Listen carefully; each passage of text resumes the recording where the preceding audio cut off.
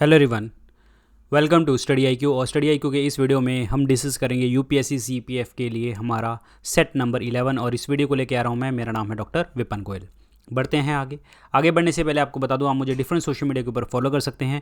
जितने भी classes YouTube के ऊपर होती हैं, पेड कोर्सेज़ की जानकारी, वो मैं अपने टेलीग्राम चैनल के ऊपर शेयर करता हूं। यहाँ पे डॉक्टर विपिन गोयल के नाम से यहाँ पे मेरे साथ 1,35,000 प्लस बच्चे जुड़े हुए हैं, तो आप भी आके जुड़ सकते हैं।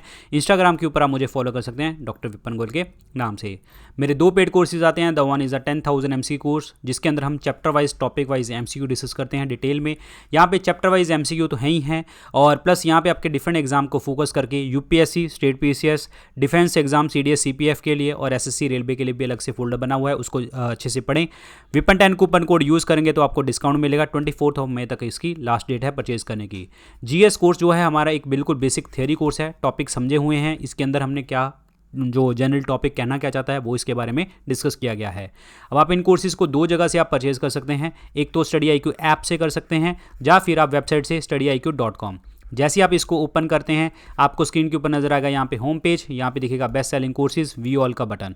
इस वी ऑल के बटन को दबाना, जैसे आप दबाएंगे इसको तो 10,000 MCQ कोर्स आपको दिखेगा 3रे नंबर के ऊपर, और GS कोर्स आपको नजर आ जाएगा 4थे नंबर के ऊपर।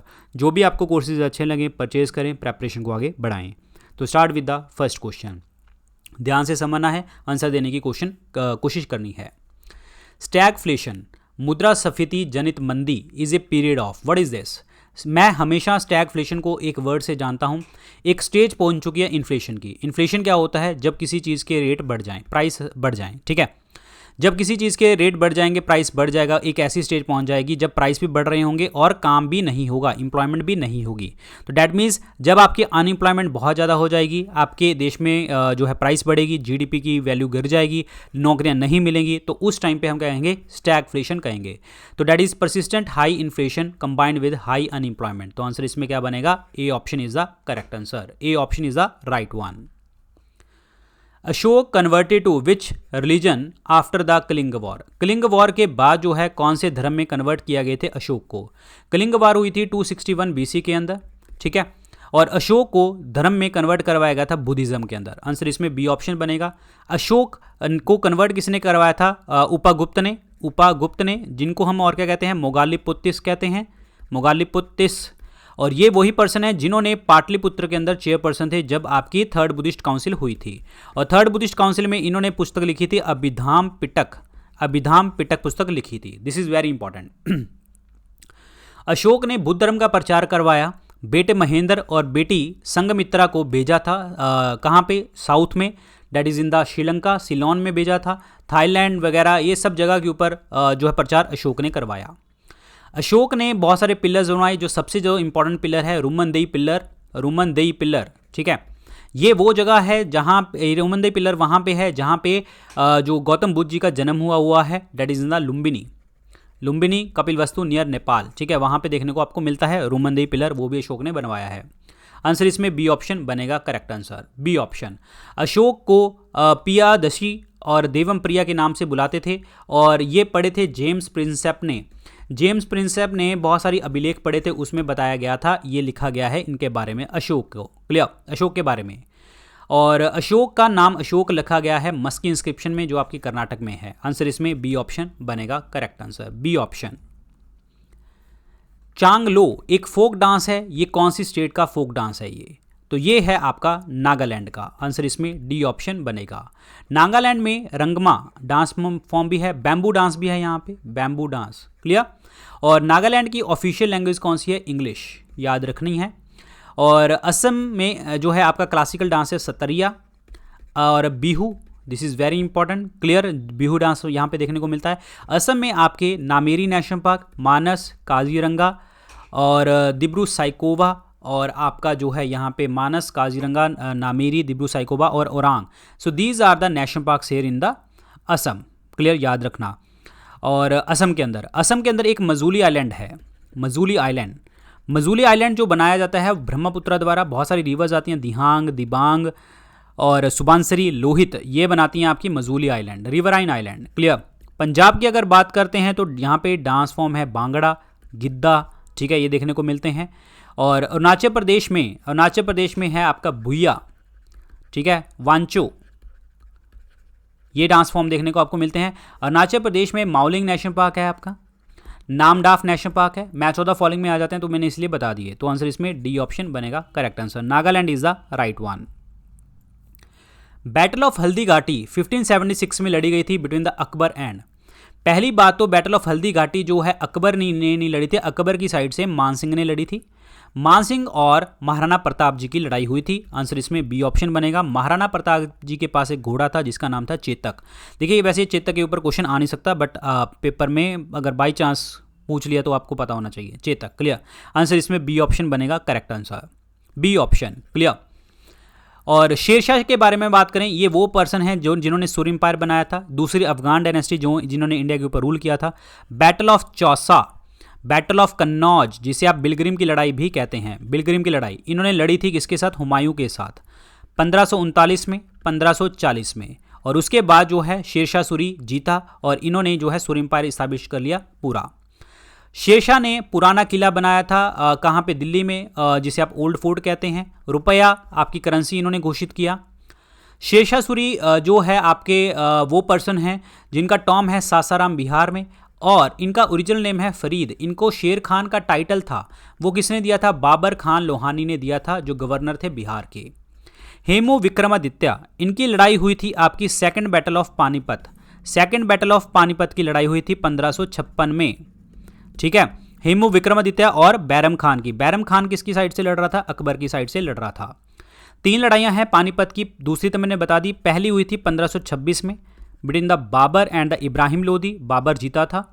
थर्ड बैटल ऑफ पानीपत हुई थी 1761 में, जिसमें मराठास और मराठा लड़ाई लड़ रहे थे किसके साथ? अहमद शाह अब्दाली के साथ। मराठास की साइड से सदाशिव राव भाऊ लड़ रहे थे और ये हार गए थे, मराठास हार गए थे इस थर्ड बैटल में। नादिर शाह 1739 के अंदर लड़ाई 1739 में इंडिया में आया था और ये आया था ईरान से, और ये पीकॉक थ्रोन उठा के ले गया था। पीकॉक थ्रोन जो बनाया था शाहजहां ने बनवाया था, मयूर सिंहासन। आंसर इसमें बी ऑप्शन बनेगा, Maharana Pratap is the correct answer. The pale yellow colour of the urine is due to the presence of which pigment. जो पेल येलो कलर होता है वो किसके कारण देखने को आपको मिलता है? येलो कलर देखने को मिलता है हमें यूरोक्रोम के कारण। आंसर इसमें क्या बनेगा आपका? 1 ऑप्शन बनेगा correct answer, urochrome, urea Chrome colour, ठीक है। यूरिन के अंदर बात करते हैं तो 95% आपका वाटर है, 2.7% आपका यूरिया होता है, 0.3% आपका यूरिक एसिड होता है और 2% आपका क्या होते हैं यहाँ पे? सॉल्ट होते हैं। ये आपको याद रखने हैं। 2.7% यूरिया होता है और यूरिया कहाँ पे बनता है? आपका लीवर में बनता है, और लीवर में NH2CO NH2 का फॉर्मूला है आपका यूरिया का, जिसमें 46% नाइट्रोजन होती है। यूरिया आपका पहला ऑर्गेनिक सब्सटेंस था जो हमारा बनाया गया था लैब के अंदर। This is very very important point. Answer इसमें ए ऑप्शन बनेगा। क्लोरोफिल की बात करते हैं तो जहाँ पे आपके ग्रीन कलर्स हैं वहाँ पे आपका क्लोरोफिल देखने को मिलता है पत्तियों में, और क्लोरोप्लास्ट को हम कहते हैं किचन ऑफ द सेल, जो आपका खाना बनाने में हेल्प करता है, और इसके अंदर DNA पिगमेंट भी होता है। आंसर इसमें ए ऑप्शन बनेगा। और किडनी क्या करती है? आपकी पूरी की पूरी जो ब्लड प्लाज्मा को प्यूरिफाई करती है, उसको हम क्या कहते हैं? अल्ट्रा फिल्ट्रेशन, और उसके बाद ही आपका यूरिन फॉर्मेशन होता है। This is very very important point, याद रखिए। और किडनी के अंदर स्टोन हो जाते हैं, वो किस चीज़ के बने होते हैं? कैल्शियम ऑक्सलेट के बने होते हैं। तो this is again very very important. Answer is 1 option. First world drainage system was build by the people of. जो पहला ड्रेनेज सिस्टम था पानी निकासी, ठीक है, वो किसने बनवाया था? जो है आपकी सिविलाइजेशन ने बनाया था? इंडस वैली सिविलाइजेशन में पहली बार देखने को आपको मिला था, सिंधु घाटी सभ्यता में। इंडस वैली सिविलाइजेशन को हम ब्रॉन्ज एज भी कहते हैं, कांस्य युग भी कहते हैं। कॉपर और टिन से मिलकर बना होता है 70-30 की रेशो में, और जो कॉपर है आपकी सबसे पहली मेटल जो डिस्कवर करी गई थी, और ये कहाँ पे? That is in the chalcolithic age, chalcolithic period में। This is very important. और एक चीज़ मैं आपको बताना चाहूँगा, इंडस वैली सिविलाइजेशन को हम और क्या कहते हैं? प्रोटो हिस्टोरिक पीरियड भी हम इसको कहा जाता है, proto historic period. This is very very important point, clear, मतलब लिखित नहीं है। जब इंडस वैली सिविलाइजेशन चल रही थी तो चाइनीज सिविलाइजेशन, मिसोपोटामिया और इजिप्ट की सिविलाइजेशन भी चल रही थी। मिसोपोटामिया के साथ ट्रेड था, इसको मिसोपोटामिया को हम सुमेरिया कहते थे, और मिसोपोटामिया वाले लोग जो है इंडस वैली सिविलाइजेशन को मेलुहा के नाम से भी जानते थे, मेलुहन पीपल। आंसर इसमें बी ऑप्शन बनेगा। जापान की पार्लियामेंट का जो नाम है उसको हम क्या कहते हैं? उसको हम कहते हैं डाइट। आंसर इसमें क्या बनेगा आपका? 1 ऑप्शन बनेगा करेक्ट आंसर, डाइट कहा जाता है। और जो आपका डेल है ये बोलते हैं हम आयरलैंड में, ठीक है। और युआन बोला जाता है China, now in the Taiwan वाले पार्ट में। और जो शोरा होता है ये हम मैनी इस्लामिक कंट्रीज में बोला जाता है, बहुत सारी इस्लामिक कंट्री में बोलते हैं। Answer is 1 option, very very important. Famous lagoon lake of India is, lagoon lake कौन सी है? लैगून लेक ऐसी लेक होती है जो मेन पानी से आपकी बाउंड्री से हल्की हटी होती है, ये मेन है, सी है, इससे हल्का सा पानी अलग से हो तो that is called lagoon lake, और ये होती है हमारे देश में आपकी चिलिका लेक। आंसर इसमें बी ऑप्शन बनेगा। चिलिका लेक है कहाँ पे? डैट इज इन द ये कहाँ पे? पुरी, ठीक है, खुर्दा और आपका गंजम डिस्ट्रिक्ट जो आपके उड़ीसा के हैं वहाँ पे लगती है, उड़ीसा ही बोल देते हैं। और एक कोस्टल लैगून लेक है, चिलिका लेक उड़ीसा में है, और चिलिका लेक उड़ीसा में है। उड़ीसा में आपका भितरकनिका नेशनल पार्क है, सिमलीपल जो है आपका टाइगर रिजर्व देखने को मिलता है। और यहाँ पे ऑलिव रिडले टर्टल आते हैं जो मास नेस्टिंग करते हैं, और ये कहाँ से आते हैं? साइबेरिया से, ठीक है, साइबेरिया से आते हैं। और इस प्रोसेस को हम क्या कहते हैं? अरीबदा कहा जाता है। अरीबदा का मतलब क्या है? कि अरीबदा का मतलब ये होता है कि जो प्रॉपर तरीके से जो है आपका जो मास नेस्टिंग के करने के प्रोसेस को हम क्या कहते हैं? आपका दैट इज़ द अरीबदा वर्ड यूज़ किया जाता है। तो this is very very important point, clear, याद रखना है। So this is very important point, clear. चलते हैं आगे। और यहाँ पे लिखी हुई कुछ डल लेक लिखी गई है। डल लेक आपकी कहाँ पे है? श्रीनगर जम्मू कश्मीर में देखने को मिलती है। और पुलिकत लेक की अगर हम बात करते हैं तो तमिलनाडु और आंध्र प्रदेश में। मानसरोवर जो है आपका तिब्बत रीजन यानी कि चाइना वाले पार्ट के अंदर देखने को आपको मिलती है। आंसर इसमें बी ऑप्शन बनेगा, Chilika lake is the correct one. Ultra filtration अभी मैंने बताया था किडनी के अंदर, and reabsorption process takes place during the. अल्ट्रा निस्पंदन, प्रानिस्पंदन और पुनर्संयोजन प्रक्रिया के दौरान क्या होता है? ये पूरे के पूरे प्रोसेस होते हैं जो आपके यूरिन की एक्सक्रीशन में आपको हेल्प करते हैं और फॉर्मेशन में आपको हेल्प करते हैं। आंसर इसमें क्या बनेगा आपका? सी ऑप्शन बनेगा। जितने भी पूरी की पूरी चीज़ें होती हैं वो आपके कैप्सूल में होती हैं, जो आर्टीरियल्स आते हैं जाते हैं और गुच्छा बना लेते हैं। और ये गुच्छा जो होता है डेट इज कॉल्ड ग्लोमेरुलस, जो आपका किस में होता है? एक कप शेप स्ट्रक्चर में, जिसे हम क्या कहते हैं? बॉम्बेन्स कैप्सूल कहा जाता है। बॉम्बेन्स कैप्सूल इसको हम कहते हैं। तो this is very important point, clear. और आपका प्रॉपर तरीके से फिल्ट्रेशन का प्रोसेस चलता है। आंसर इसमें सी ऑप्शन बनेगा, करेक्ट आंसर सी ऑप्शन। यहाँ पे देखो, ये आपकी ग्लोमेरुलस होता है, ये बॉम्बेन्स कैप्सूल होता है, और ये आर्टीरियल हैं, और ये इफरेंट आर्टीरियल जो बाहर लेके जाती हैं, एफरेंट आर्टीरियल जो अंदर लेके आती हैं। और ये पूरे के पूरे प्रोसेस चलते हैं, फिल्ट्रेशन, रीअब्जॉर्प्शन, सिक्रीशन, एक्सक्रीशन वगैरह चलते हैं। और इस तरीके से आपकी यूरिनरी एक्सक्रीशन यहाँ पे देखने को मिलती है। So this is very important point. Which of the following does not contribute the pollution in the water body? Pollution कौन सा इसमें से नहीं करता? हैवी मेटल करते हैं, ओजोन नहीं करता, माइक्रोप्लास्टिक करते हैं, पेस्टिसाइड भी करते हैं। ओजोन नहीं करती, आपकी वाटर पोल्यूशन नहीं करती। मैं बताऊंगा ओजोन क्या करती है, ठीक है।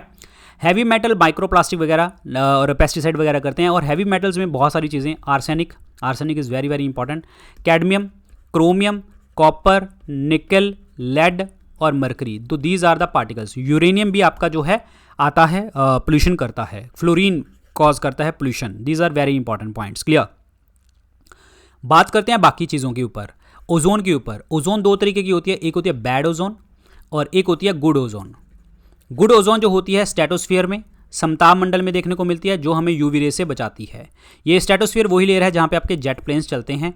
बैड ओजोन कहाँ पे होती है? ट्रोपोस्फीयर में, शोभ मंडल में, क्योंकि यहाँ पे आपका वेदर फिनोमिनास देखने को मिलता है, और प्लस यहाँ पे आके जम जाती है। और जब बारिश होती है तो वो एसिड रेन की फॉर्म में करती है। और एसिड रेन क्या होती है? आपकी sulphur dioxide plus nitrogen dioxide कहते हैं, या फिर आप इसको H2SO4 प्लस HNO3 भी, इसको हम एसिड रेन का नाम देते हैं। तो these are very important. Answer इसमें बी ऑप्शन बनेगा।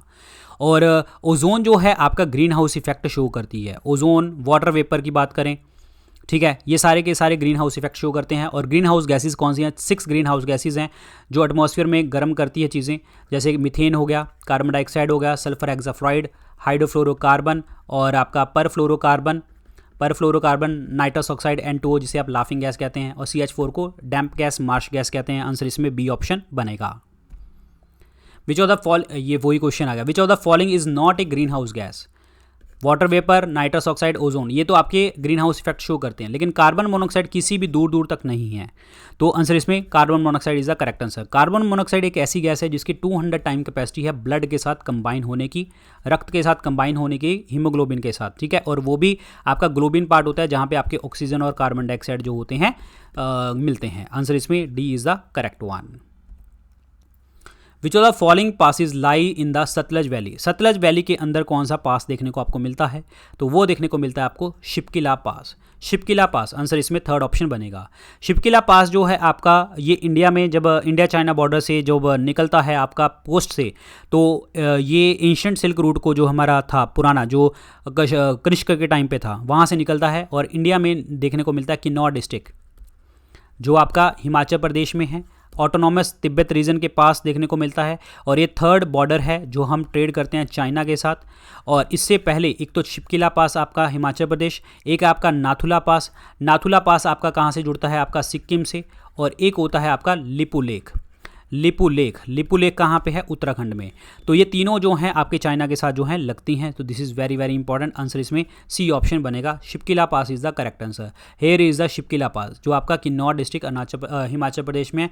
यहाँ से आपका जो है प्रॉपर तरीके से जो है आपका डेट इज़ जो है सतलज वैली देखने को मिलती है, पासिस देखने को मिलते हैं। Who has written the book the origin of species? Origin of species पुस्तक किसने लिखी थी? ओरिजिन ऑफ स्पीशीज पुस्तक लिखी है डार्विन ने। आंसर इसमें डी ऑप्शन बनेगा। डार्विन की पुस्तक लिखी है और डार्विन एक थ्योरी बताई थी नेचुरल सिलेक्शन की, थ्योरी ऑफ नेचुरल सिलेक्शन की भी एक थ्योरी बताई थी। मेंडल की बात करते हैं तो मेंडल जो है फादर ऑफ जेनेटिक्स कहते हैं, आनुवंशिकी के जनक। आनुवंशिकी वो होती है जिसमें हम कैरेक्टर्स जो one generation to another generation जाते हैं। और इन्होंने एक्सपेरिमेंट किया था पी प्लांट के ऊपर पहली बार, जिसे हम मटर का प्लांट पाइसम सैटिवम इसका नाम कहते हैं। और ये फादर ऑफ जेनेटिक्स हैं। लेमार्क की बात करते हैं तो इन्होंने एवोल्यूशनरी थ्योरी बताई थी। और जो है इनहेरिटेंस ऑफ एक्वायर्ड कैरेक्टर्स, इन्होंने एक बुक है that is philosophic zoologic. This is very important, philosophic zoologic, clear याद रखिए। लीनियस की बात करते हैं तो फादर ऑफ टैक्सोनॉमी इनको कहते हैं, क्लियर। बाइनोमियल नॉमेनक्लेचर जो है इन्होंने दिया था, जिसमें जीनस और स्पीशीज़ के बारे में बात आती है। और इन्होंने एक पुस्तक लिखी थी सिस्टमा नेचर में जो है लिखा गया था बाइनोमियल नॉमेनक्लेचर के बारे में। टैक्सोनॉमी वो होता है कि जिसमें हम किसी चीज़ को, कोई भी स्पीशीज़ हमें मिलती है, क्लासीफाई करते हैं, प्लांट, एनिमल, मोनरा, प्रोटिस्टा, कुछ भी है, क्लास में डिफाइन करते हैं, नाम देते हैं और उसको उसकी पर्टिकुलर श्रेणी में डाल देते हैं। उस पूरे के पूरी सर्कल को, स्टडी को हम टैक्सोनॉमी कहते हैं। आंसर इसमें डी ऑप्शन बनेगा। इनमें से कौन सा जो है टेम्परेचर को मेंटेन करके रखता है? तो वो है आपका हाइपोथैलेमस। हाइपोथैलेमस को हम क्या कहते हैं? थर्मोस्टैट कहा जाता है। हाइपोथैलेमस वो पार्ट होता है जिसे हम हंगर सेंटर भी कहते हैं, थ्रस्ट सेंटर भी हम इसको कहा जाता है, भूख और प्यास का सेंटर। सेरिबेलम वो पार्ट है जिसे हम लिटिल ब्रेन कहते हैं, छोटा दिमाग। और ये जहाँ पे अल्कोहल होती है हमारी सबसे ज़्यादा इफेक्ट करती है सेरिबेलम के ऊपर। This is very important. और जो आपका मेंटेन करता है पोस्चर, बॉडी पोस्चर, वो आपका सेरिबेलम मेंटेन करता है। तो this is very very important point, clear. Thalamus की अगर हम बात करते हैं तो ये आपका जो पेन सेंटर होता है हमारी बॉडी के अंदर वो ये है। मेडुला की बात करें, इनवॉलेंट्री एक्टिविटीज़ जो आपकी इनवॉलेंट्री होती है, आनुवंशिकी, खांसना, कफिंग, स्नीजिंग, छींक मारना, ठीक है, आपका कुछ भी जो भी इनवॉलेंट्री है वो आपका मेडुला ऑब्लोंगटा कंट्रोल करता है, रेस्पिरेशन वगैरह सब कुछ, क्लियर। आंसर इसमें क्या बनेगा? आपका सी ऑप्शन बनेगा correct answer. C option is the right one.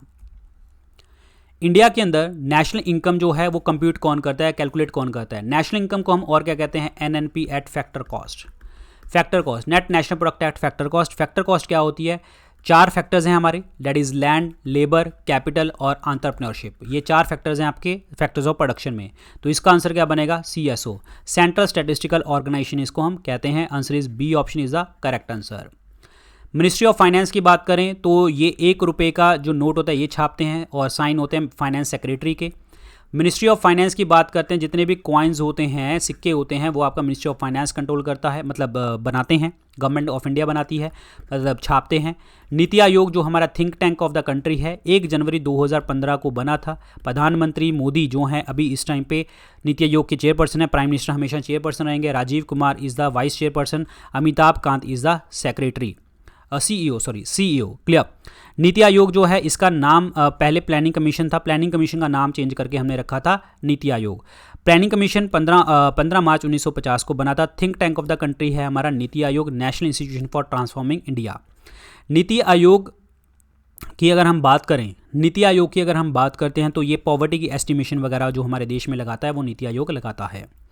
Indian statistical organisation, इसके हेडक्वार्टर कहाँ पे हैं? कोलकाता में। इसको बनाया किसने था? जो हमारे father of statistics in India कहते हैं, पीसी महलनोबिस ने। पीसी महलनोबिस ने जो है बनाया था। PC Mahalanobis father of statistics in India, और पीसी महलनोबिस वही पर्सन है जिन्होंने सेकंड 5 ईयर प्लान बताया था 1956-61 में, और पीसी महलनोबिस ने। क्लियर। और एक चीज़ मैं आपको और बताना चाहूँगा, 56-61 में और सेकंड 5 ईयर प्लान 56 to 61, और इन्होंने फोकस किया था इंडस्ट्रीज़ के ऊपर। 3 फैक्ट्रीज लगाई थी, that is in the Bhilai और दुर्गापुर और राउरकेला। ठीक है, 3 फैक्ट्री लगाई थी यहाँ पे। आयरन एंड स्टील प्लांट थे, भिलाई छत्तीसगढ़ में, दुर्गापुर वेस्ट बंगाल में, और राउरकेला जो है आपका उड़ीसा में। भिलाई जो लगाई थी वो यूएसएसआर ने लगाई थी, और दुर्गापुर में आपकी जो है ब्रिटेन ने लगाई थी, राउरकेला में जो है आपकी वेस्ट जर्मनी ने लगाई थी। तो these are very important, answer इसमें बी ऑप्शन बनेगा। इनमें से कौन सा ऐसा अवार्ड है जो आपका एक्सीलेंस में दिया जाता है in the field of literature? Literature field में हम जो है सबसे बढ़िया पुरस्कार देते हैं यहाँ पे, तो वो है आपका भारतीय ज्ञानपीठ अवार्ड। आंसर इसमें बी ऑप्शन बनेगा करेक्ट आंसर, भारतीय ज्ञानपीठ अवार्ड। अर्जुना अवार्ड जो दिया जाता है ministry of youth and sports ministry देती है, 1961 में इसको कॉन्स्टिट्यूट किया गया था। Shanti Swarup Bhatnagar award, this is very very important point, और ये जो है अवार्ड एनुअली दिया जाता है CISIR द्वारा, council of scientific and industrial research द्वारा, और जो outstanding research biology, chemistry, environmental science, engineering, mathematics, medicine, physics, इन कैटेगरी के अंदर। द्रोणाचार्य अवार्ड जो है ये आपके कोचेस को दिया जाता है जो स्पोर्ट्स के साथ आपके एसोसिएट करते हैं, तो आंसर इसमें बी ऑप्शन बनेगा करेक्ट आंसर। ये आपका लिटरेचर में दिया जाता है भारतीय ज्ञानपीठ अवार्ड।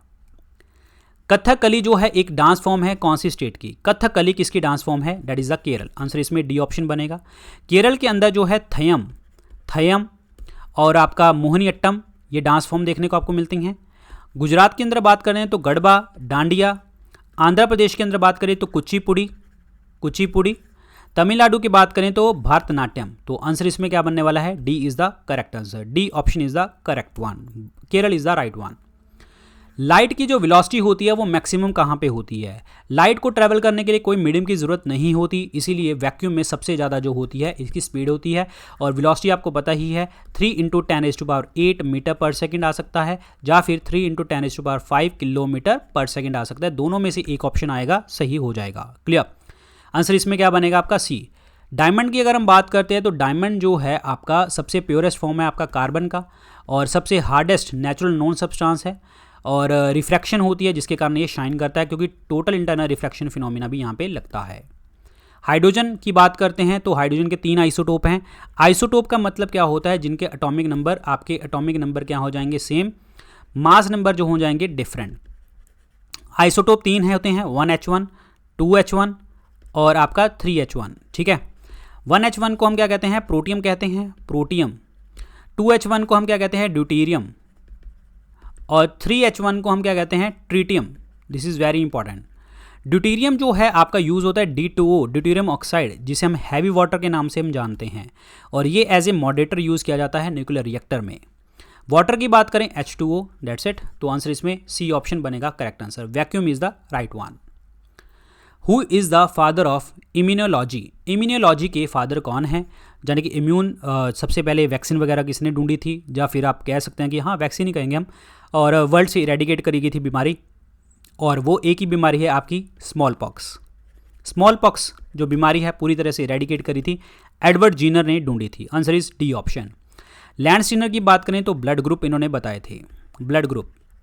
और लैंडस्टीनर और वीनर 2 पर्सन ऐसे हैं जिन्होंने RH फैक्टर के बारे में बताया था। RH इज द रिसिस फैक्टर जो आपका एंटीजन होता है।